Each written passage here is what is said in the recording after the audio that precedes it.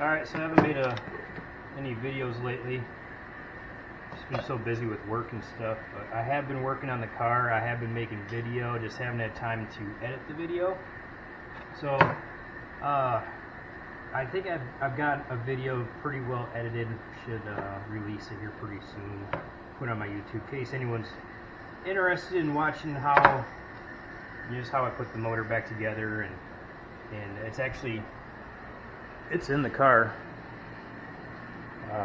Today I'm actually working on some of the front suspension stuff, but the videos the first, it's gonna be like part one, but it's where I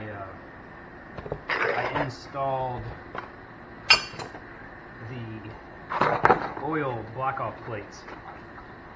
So on some Gen 1 Coyotes, mine being a 14, I had piston squirters.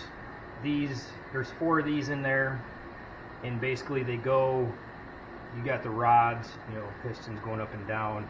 These are mounted in the block. There's an oil patch that comes in. It squirts oil to the underside of the piston, cooling the piston skirt area.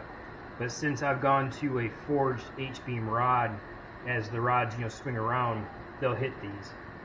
It's pretty common that you end up having to block them off. So I installed MMR block-off plates. I'll throw a picture of what they are, but they're just these little red billet plates that they got a little O-ring on them. Just they bolt in place and they block off that oil passage.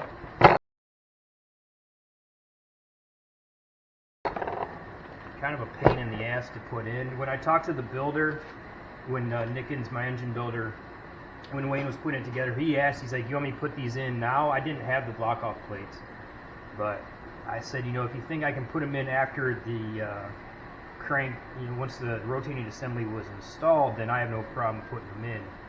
And he called me back saying, yeah, you can fit them.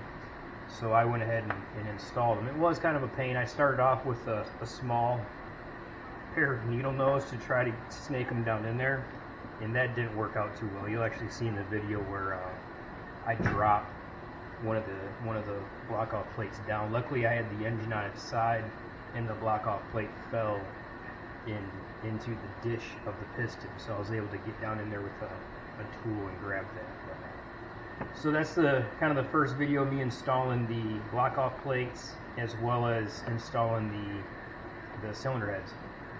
So that'll be part one. Part two will probably be more of timing or cam phaser install stuff. Video 3, maybe more just final assembly.